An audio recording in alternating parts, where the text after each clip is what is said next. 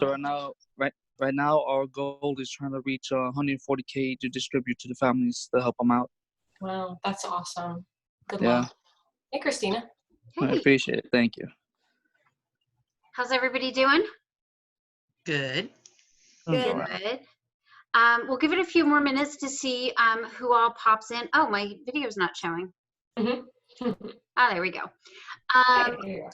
We'll give it a few more minutes to see who pops in, but as you may already see, I have two guests joining us today. I thought that we might be able to do breakout rooms so that you can work in small groups practicing the demonstrations so that you can get ready for next week. So what we'll do is, as a big group, I'll have Stephanie and Jamie demonstrate some of the skills that you're going to need to do for your demonstrations, and then we'll break out and you can practice with like your partner, and Jamie and Stephanie can give you some feedback on things that might help maybe the process go a little bit smoother, or some additional things that you can kind of add. And so does everybody have the case scenarios that I had sent out? Let me bring them up. I don't think I was supposed to. Jamie's shaking her head too. Yeah, I did. I sent them to the class. I didn't send them to you guys yet, but I'll bring them up so that we can look at them. These are some of the scenarios that the students can choose from. They can like make up their own if they'd like, but I gave some examples just in case. Gotcha. Makes sense. Okay, here we go.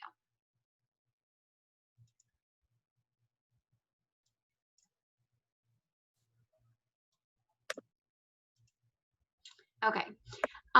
So you can use some of these vignettes to do the demonstrations and the practices and stuff, if you'd like to.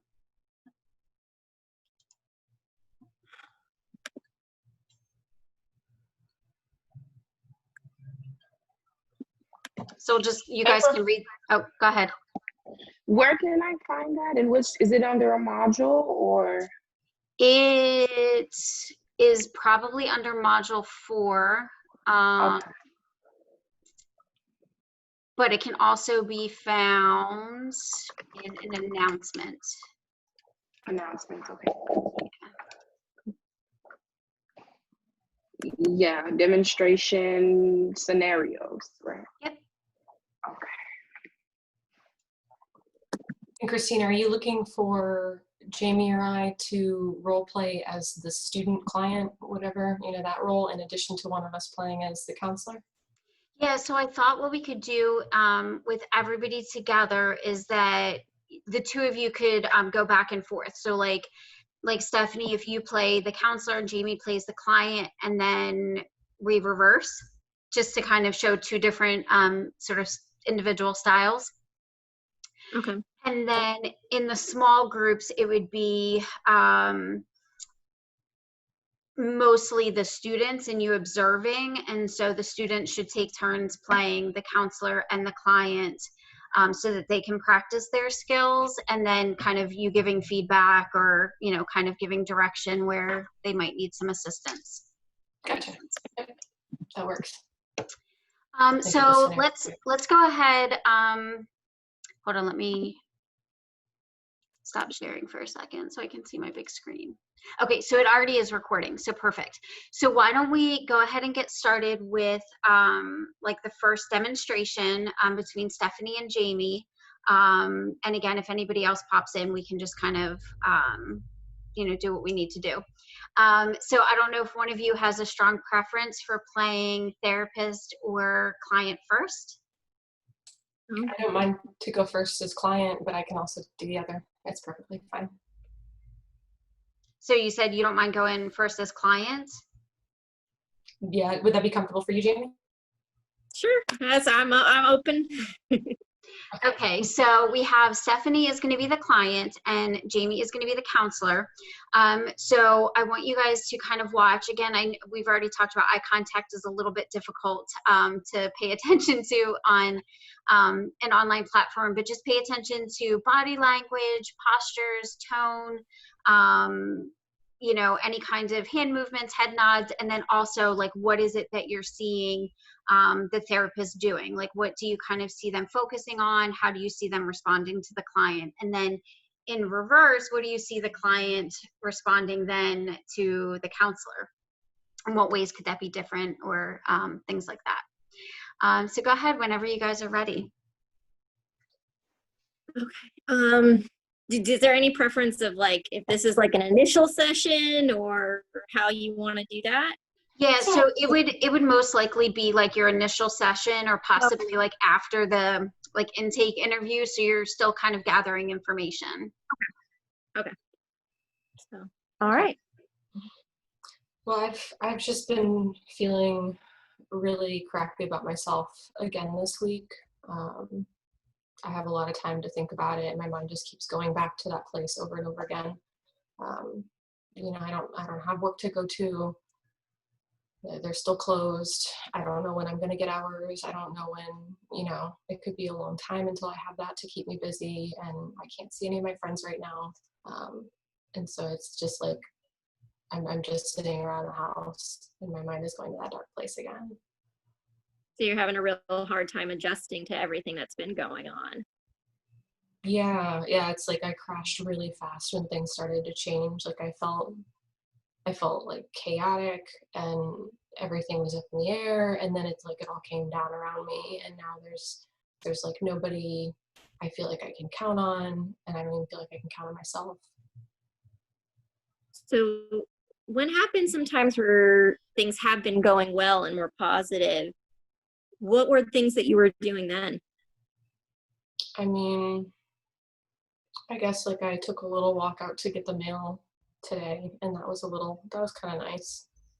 That made me like breathe a little bit more. That was kind of nice. I didn't realize like I've been like hunching a lot and just curled up and frozen a lot, so that felt nice. So what have been times in the past then too, not just recently, you know, when dealing with the quarantine and the pandemic, when are other times where you've gotten outside and that's been beneficial for you? I mean, I like hiking in general, so that, you know, that has been like a really refreshing thing that I can do with my partner. Those have been some really special times when we go out and be in nature and maybe take a weekend away. I enjoy those. And you know, you just mentioned your partner. What other things do you, being that you have to be away from a lot of the other social supports, how do you guys support each other? He listens. And I definitely like, I do a lot of listening too. So we just spend a lot of time, like quality time together. And so when somebody has something going on, like we get to talk through it together, and we try to help each other problem solve stuff. But sometimes I also just like, I just feel really down, and like talking about problem solving feels really far away, like it doesn't fit. So then too, if you're getting down on yourself, what gets you out of that train of thought? Like, how do you keep moving from there?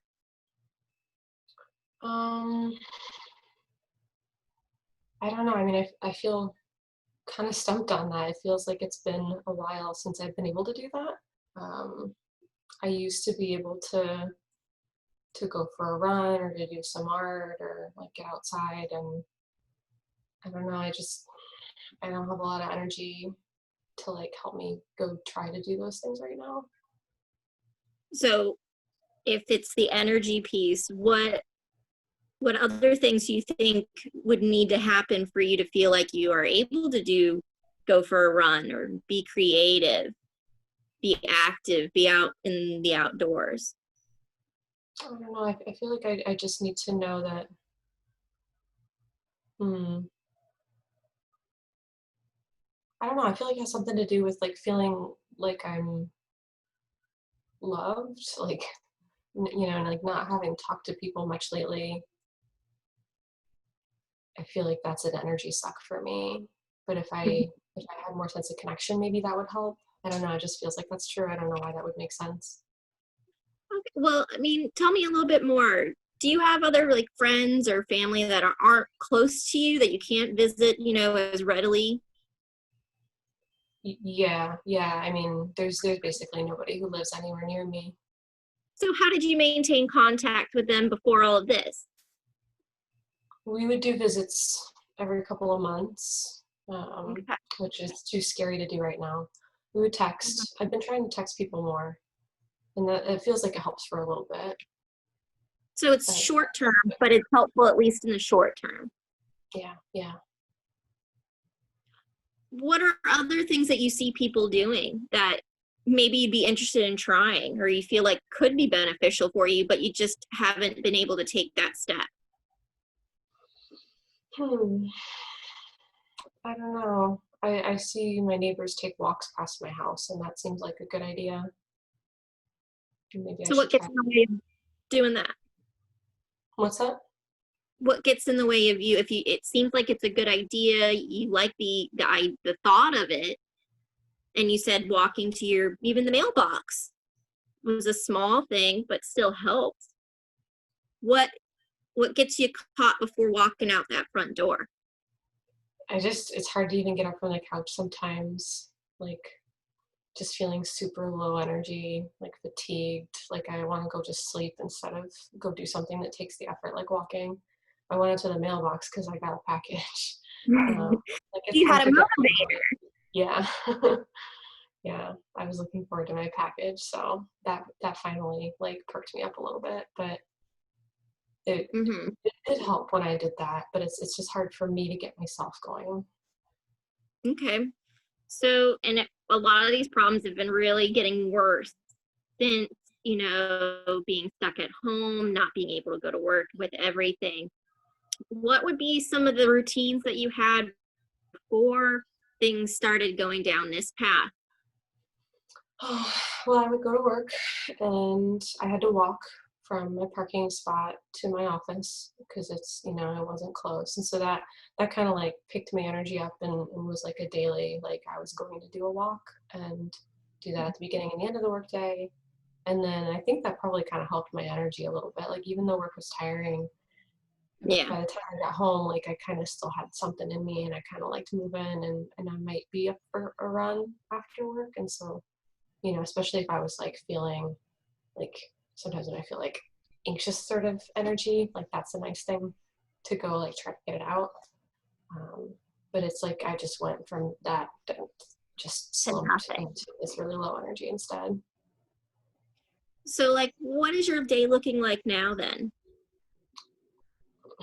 I wake up, I get on Facebook and social media and just check all my different accounts.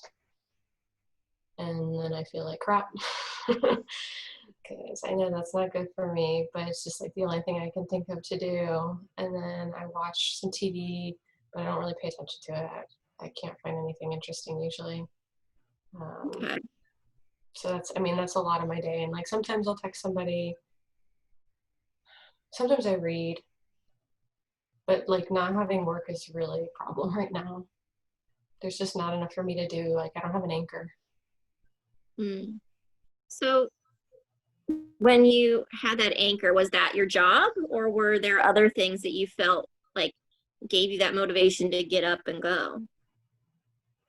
I mean, part of the thing about my job was like I like my coworkers, and it feels weird to try to be in touch with them now because like we were definitely just like work people, not friends. But I guess it turns out that those are actually important relationships for me. So I don't know. I feel like that's like a kind of a big difference. We can pause there. So just to give you all a reference, that was like about 10 minutes. And so again, I still need to kind of crunch the numbers, but you're probably going to do your presentations from about 8 to 10 minutes. And so not really a long time. It feels like a long time, but it really isn't, right? So what are some of the things we noticed about that brief interview and discussion? What are some of the things that we felt like were ways that Jamie was engaging the client and kind of keeping her talking. I noticed that Jamie was pointing out the positives every time Stephanie would say something about going down to the mailbox. She would lean forward. She would kind of sit up a little straighter and kind of lean forward and say, well, that is a positive, and then facially smile. She wouldn't take her eyes off the screen where she was looking at the second reiteration of saying, well, the going down to the mailbox is a positive thing. Jamie smiled and Stephanie returned that smile like, oh yeah, it was. So that was definite. I noticed that in the interaction. Mm-hmm. So really kind of getting into the emotional content. And I know like last time, you know, we talked a little bit more about like reflection and stuff of the emotional content. And this way she was able to connect to that emotional content without even really saying anything, right? It was body language and stuff like that that allowed her to make that connection or to keep that connection with the client. And it was also being wholly present. She wasn't clicking on things. She wasn't messing with any other apps or anything on her computer. She was wholly present in the moment. Mm-hmm. Yeah, absolutely. Anybody else notice anything?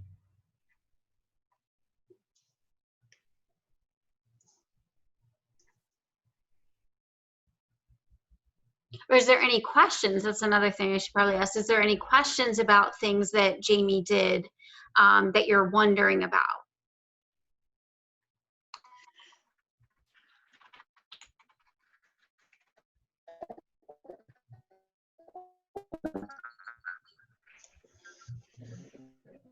Tara, I can hear that you're trying to say something, but it's breaking up. I guess the question for me would be, I think what would be more difficult for me is the closing, like knowing when to close it out. Like I know you said. Oh, okay. Can you hear me? Mm-hmm. So you said like kind of the closing out of the conversation? Yeah, I think that would be the hardest part for me. I know you stopped them midway, but just knowing when to wrap it up with the client and closing, having a good closing so when they leave, they feel somewhat okay. Okay. So I don't know if Jamie, if you want to kind of talk to this because you were acting as the therapist in this scenario, or if Stephanie, you have anything that you want to share about how might you kind of close things out? So if I was like, you know, 1 minute left in the session, what do you think might be a way that you could kind of close things out? So one strategy I employ when, and you'll start to learn too with your clients, is if something's going to happen, it usually they'll wait to the very last moment. So I try not to leave, you know, wrap up too quickly. But when I'm like to with my clients is, okay, so what was like the takeaway from today? Planning for next week. What's one thing then you want to be working on, you know, assigning homework. So in those final minutes, my always focus is, okay, so let's kind of like, let's compartmentalize, okay, this is kind of the summary for today, our takeaway, and our continuing steps for next time are going to be what?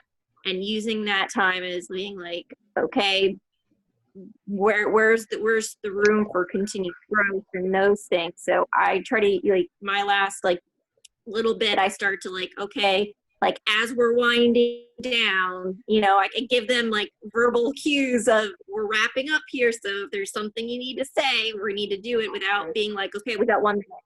So being like, as we're wrapping up, you know, and I heard you saying these kinds of things today, it seems like these are the things that are still struggles for you. So how can you work on that between now and next time? What's one thing you want to work on accomplishing? And so using those as like gentle ways of moving towards closure of that session and having then a plan for how you're going to start up and move forward the next time. Mm-hmm. Stephanie, did you have anything? Oh, go ahead. You were asking me to pop in? Yeah. Yeah, I would say when you guys see my style, you'll see that it can be, it'll probably give you a picture of how it will be hard for me to find an ending spot. And that's something that I tend to dwell into the difficult feelings if those are present, and to not try to pull away from those too quickly. And so it can look on the surface, if you're not emotionally resonating with what I do, it can look like it's going to be a really depressing interaction, but there's a relief for the client in that opportunity to express those difficulties and to be felt and heard in that. And so sometimes what the ending of a session looks like is it doesn't look like we have maybe much of a plan, or it may feel like it's still like a pretty emotionally low spot, because I'm not going to artificially pull away from where the client is in the moment. That really present focused aspect of person-centered is really important to me. And so what I might do more likely is to kind of ask for like themes, so that takeaway idea that Jamie mentioned. Like what are some of the key things that I can summarize for the client, ask them to summarize. And it's really interesting that, you know, when I ask the client to do that, it's often something that I wasn't paying as much attention to, or just didn't stand out to me quite as much, even when I'm trying to kind of capture all of it. So it can be really nice to ask the client to summarize, and even to just say, like, you expressed a lot of really, you know, as might be the case for what I'm talking about, like really heavy stuff today. I can hear how much you're trying to get through this. It's been really hard for you. And I also hear this part of you that really wants to keep pulling. And it sounds like maybe this is something you're going to do to try to keep helping yourself get through this. And we'll talk more next week, or we'll talk more next time, and see how it continues to feel for you. So I might like highlight that little bit of hope, but I won't push too much in that direction, just to really try to stay grounded with where the client is. Yeah, and so in both cases, it's really about kind of how you're going to continue to support the client moving forward. Like, this does not have to be the last time we're going to talk. This does not have to be the end of it. But, you know, you can work on things for yourself, and we can work on things together, and we're going to keep getting through this. And so that's usually kind of a good way to sort of end things off. So it's not just like, I'm cutting you off and we're done, or anything like that. But being able to say, like, okay, you know, this is a work in progress, and we're going to continue on. Does that sort of help, Tara? Yes, yeah, that was really helpful, just to give me an idea of how to just bring it in and wrap it up. So that helped a lot. Okay, awesome. For me, to realize that like each session is part of a much bigger picture.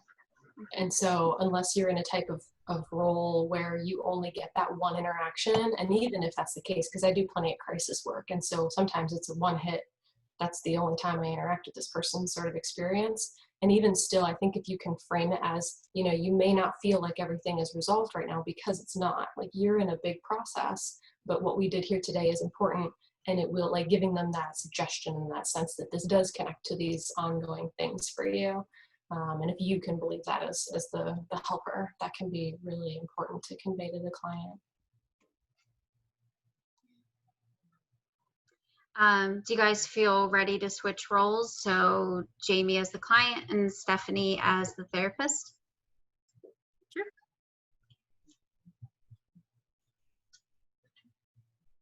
Whenever you're ready. Well, welcome back, Jamie. We finished our introductory sort of questions, and how are you right now? How have things been? It's nothing really has changed.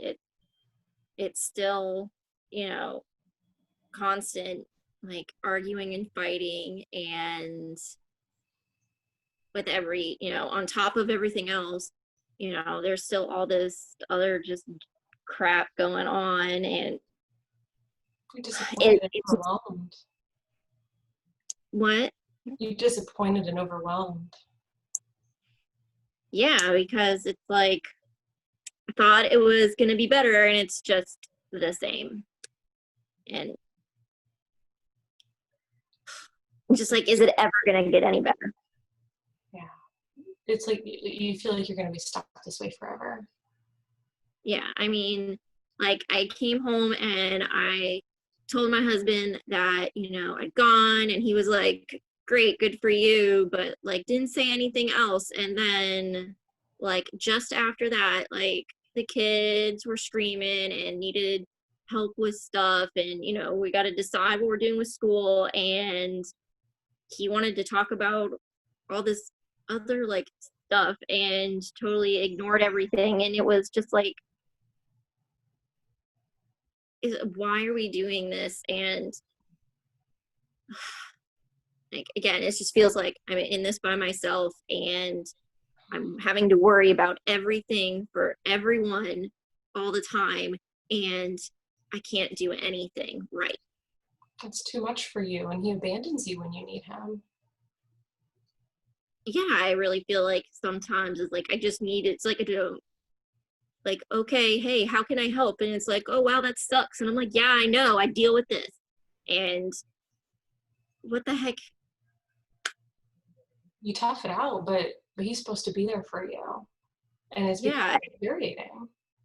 yeah. And because it's like he gets to, you know, go to work and everything, and you know, and like, but even then we're worried about like, you know, is it safe and is he safe? But then he comes home and it's like, hey, can you go do, you know, like just little stuff to help? And it's like, well, you were here, why aren't you doing it? I'm like, and then I feel guilty because like, yeah, I've been here and not doing enough, and like I feel like I'm beating myself up, and then I'm like, no, I shouldn't, and then I feel bad again, and then it's just this cycle over and over again.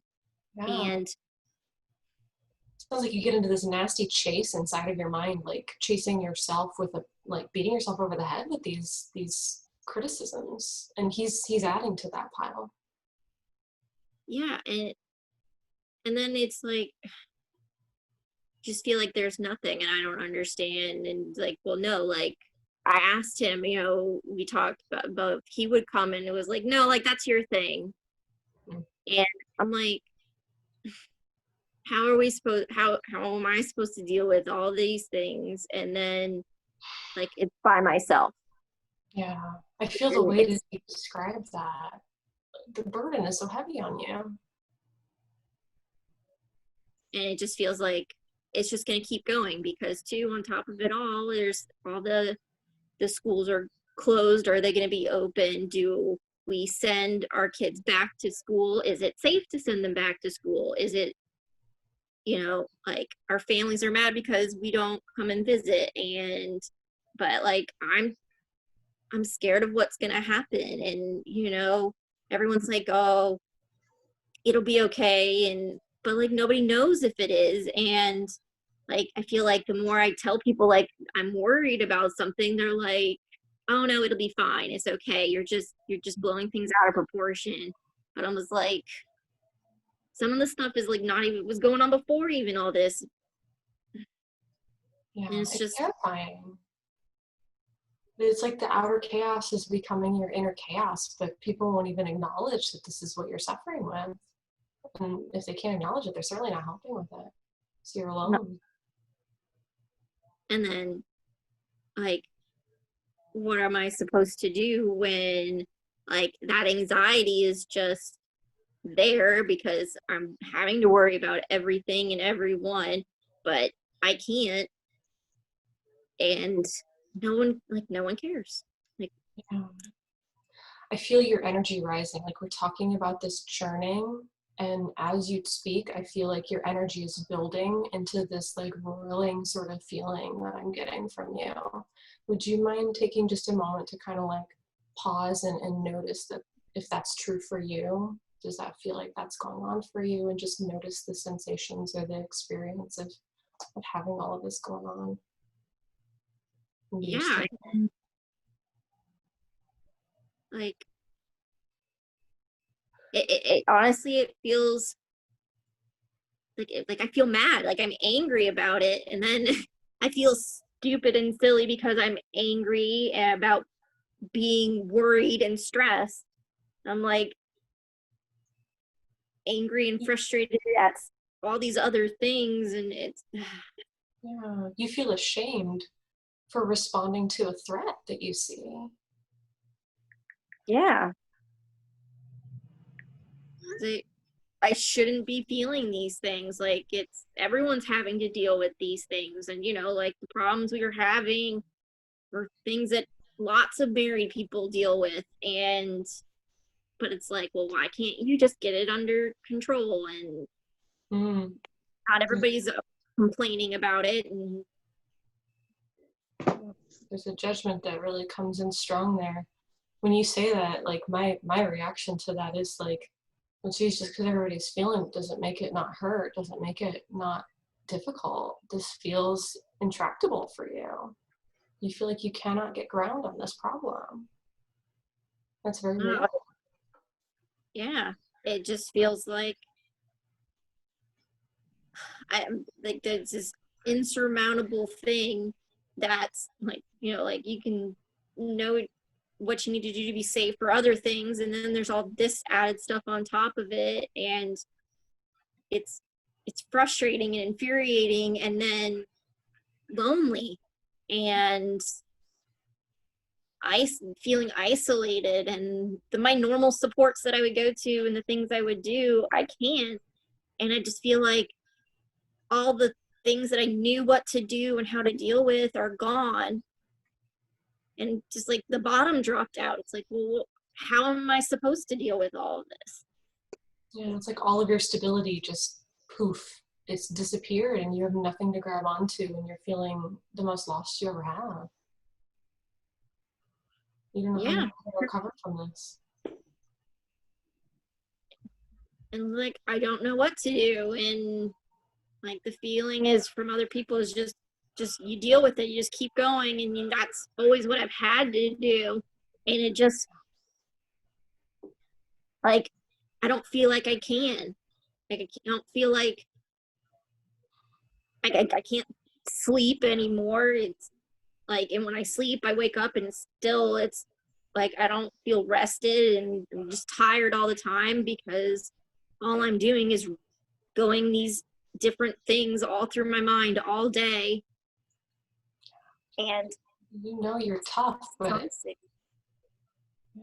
this is fucking hard. Yeah. It feels like it's finally tue much. Like you can handle a lot, and it feels like it's finally just gotten to be like more than you can stand to deal with anymore.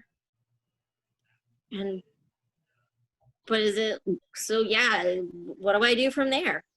Great. It's too much, but nobody cares. Yeah. Jamie, I'm going to be honest, it sounds like you're feeling really hopeless, so I just want to check on something. That sometimes when people are feeling that way, they think about not wanting to live anymore, and I wonder if that's something that has crossed your mind through all this. I mean, I've definitely had the thoughts where it's like, it would be better if like all this stuff just stopped, but it's more of like, I wish I didn't have to deal with it. You just want the pain to end.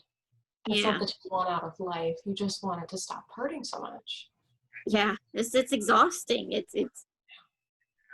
It's so tiresome, and like with family stuff and the kids and then everything else. It's like, it just want it to stop. Why does it have to be so hard all the time?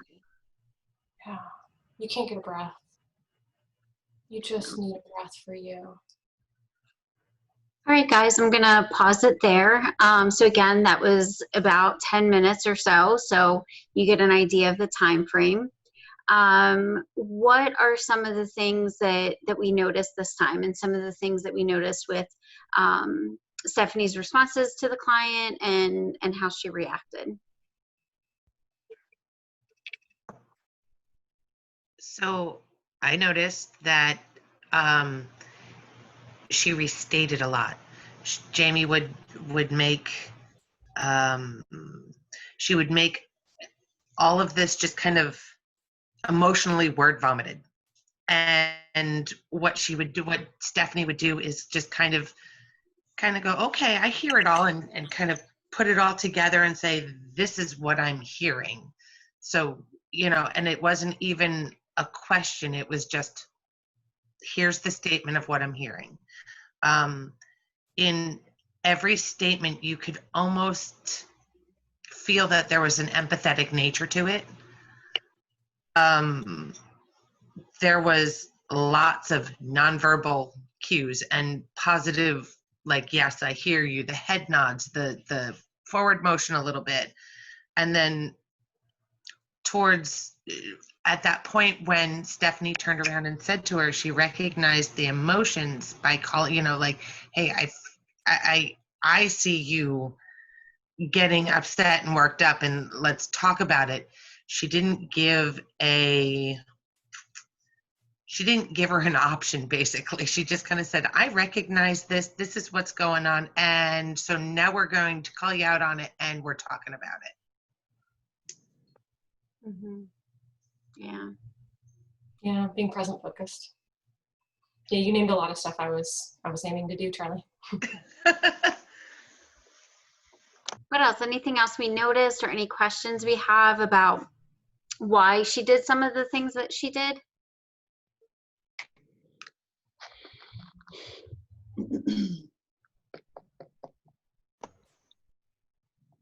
It just seems like a little bit of a different approach. Just letting Jamie go. You know, it's almost like an adult letting a kid dig its own grave when they're trying to get themselves out of trouble. You know, how they just keep talking and talking and talking and talking, and you're like, oh, that's what you did. Okay, I understand. So with letting Jamie go and just letting her just vent all her frustrations and all the emotions and everything that she's feeling, Stephanie can pick up on what she's hearing and the emotions that she's projecting, and kind of reshaping them and restating them in a way that Jamie can go, yeah, that's it. That's kind of what I'm getting from it.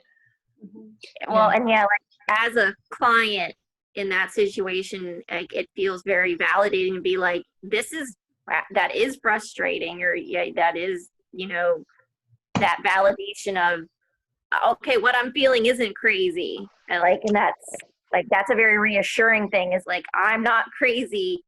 This is what's going on. Right. A lot of it's intended to sort of hold a mirror up. It's so funny how many times clients will say, like, how did you know that? Or like, you told me this amazing thing. And I'm like, you told it to me first.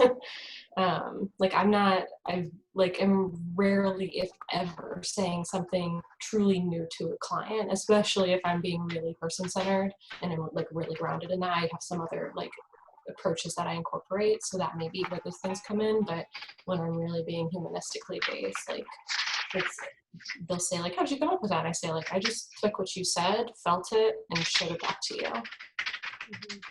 So I do have to really use my heart in that work. Like, I can't disconnect from it. And I do want to apologize if anybody was offended by me cursing. That's part of the genuineness. You know, there's empathy, genuineness, and unconditional positive regard. Some of my genuineness includes that. If the client asks me not to, I usually can hold it back. But sometimes it just feels like the right reflection. And the way I understand person-centered is it's so much about emotional reflection, which is a mirror. Yeah, and always that recognition that I'm the expert on me, and doing that, like Stephanie is saying, like that reflection of this is my experience. So then, how do we take my experience, validate that, and use that for my own growth?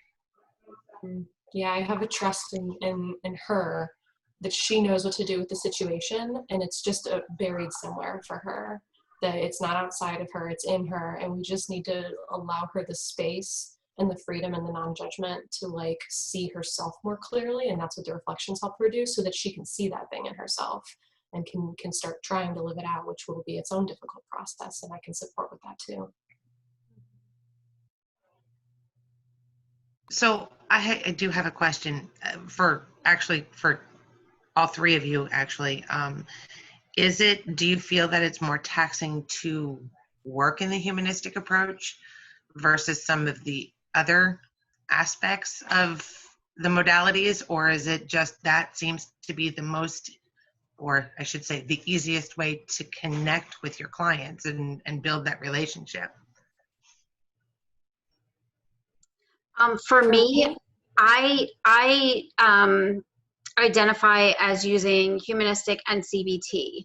And the reason for me is that I value the way that humanistic counseling allows you to build that relationship so that the client can feel like this is a safe space, I'm not being judged, you know, my therapist is genuine and authentic. But for me, I really like using CBT because the way that I understand client issues is that it comes from that relationship between like thoughts, feelings, and actions. And so for me, that's the techniques that I end up going into. But for someone who's more like pure humanistic, as you know, Stephanie's going to explain, it looks a little bit different. So go ahead and share. Yeah, so I was going to say, for me, it's an energizing part of how I work because the authenticity keeps me like truly engaged. The need to empathize keeps my heart really engaged.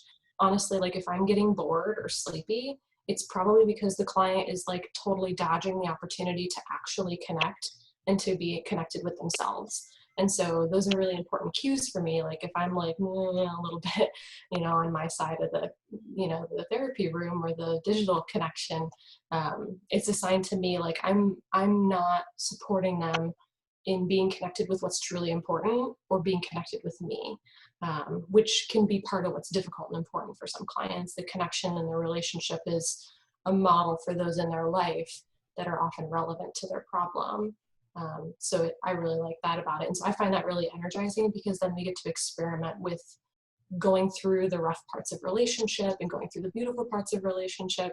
Like I am a person they get to test that out with or experience that with.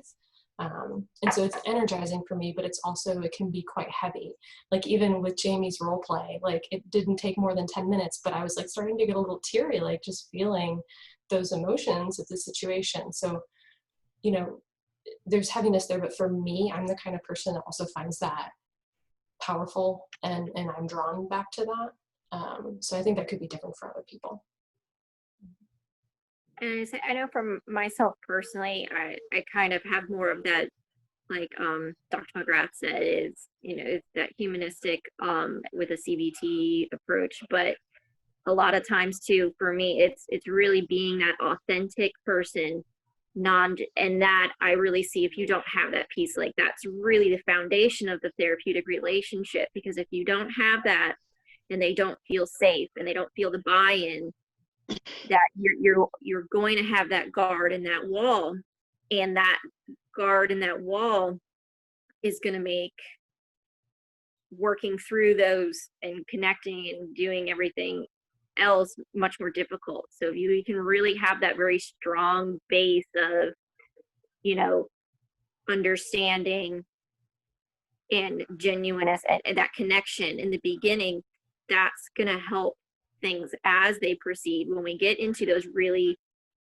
deep moments, that's where I feel like that's kind of the basis. That's how I kind of approach it. That is my base, the foundation. If I don't have that foundation, the rest of the work may be there, but it's not going to be as sturdy and strong. Mm-hmm. And then from there, you can use all those other tools and, you know, some techniques and theories to help you build and enhance that relationship. But again, like I kind of agree with Stephanie, like if it's when I find it's like, oh, if I'm feeling drained, it's like, to me, that's like my cue of like, what's going on here? And also for myself, I mean, like, all right, where are we at here? What's the evasiveness or what is going on? So, I mean, I guess, yeah, like it is kind of draining at times because we can deal with some very heavy things, but with that, it feels like that is that connection. And if you don't have it, it's going to make all that other stuff harder. Yeah, I like to say about this stuff, I train crisis phone volunteers, crisis counselors. And so I always like to tell them, like, you can see on my name, I got the PhD, I've got 3 grad degrees, I've been in higher education for 12 years, finally get to work. And I say this, like, emotion reflection, like basic emotion reflection is what I go back to when all my fancy degree shit isn't working. Excuse my language again. being really genuine here with you guys. When all the fancy stuff I learned and all of that like is feeling clunky or it just isn't matching for the client, I go back to emotion reflection. If I'm not resonating with them and I can't accurately name their emotions to reflect it back, it's creating disconnect between us. And just like Jamie was saying, like that's the foundation and that's what I always have to have. The rapport won't be there without it. And so I'm just going to injure my rapport if I insist on pulling this direction into some fancy schmancy technique that isn't like organically fitting for them. And so the keys to the emotion reflection are the accuracy, hitting on the right feeling, the range, which is hitting on all of the right feelings, because there is like disappointment, anger, shame, like there's all of these, and you can even have joy and sadness mixed together. And like, you know, sublime, like nuanced mixes of feeling. And then there's also the intensity. So not just saying like you're sad or you're bummed, but like you're devastated, or, you know, it's not that was scary, that was terrifying, you're horrified. And really letting that come through in my voice and in my physical presence, even when I'm on a screen. Those things are really helpful for like back to rapport, always back to rapport. If anything feels clunky, that's what I need. All right, guys, so we have just under 15 minutes, so I want to break up into smaller groups. Now, Charlie and Jules, I know that you guys are partners, so I'm going to put you together in a room, and then I don't think, are any of the other ones of you partners with each other? Yeah, I'm partners with Renee. She's on. Okay, so Tara and Renee, I'll put you in the other group, and Pasqua, I'll just kind of divide you into one of the other groups, and then I'll jump in there as well, a little bit back and forth, so that we can kind of all mix around and do a little bit in the time that we have left. So let me, this is my first time using breakout rooms, so hold on. Okay, so we're gonna go into 2 rooms.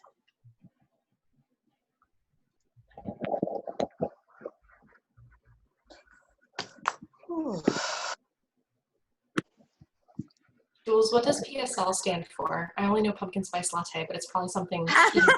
Port St. Lucie, Florida. Okay. That was like a professional designation of some sort. No, it's literally because my Zoom was set up for like meetings, and so it represents the town I'm in. Gotcha. I'm being invited to a room, so I'm gonna head in there. Okay. Oops. Oh, my invitation went away. Mine too. It was so quick. There we go.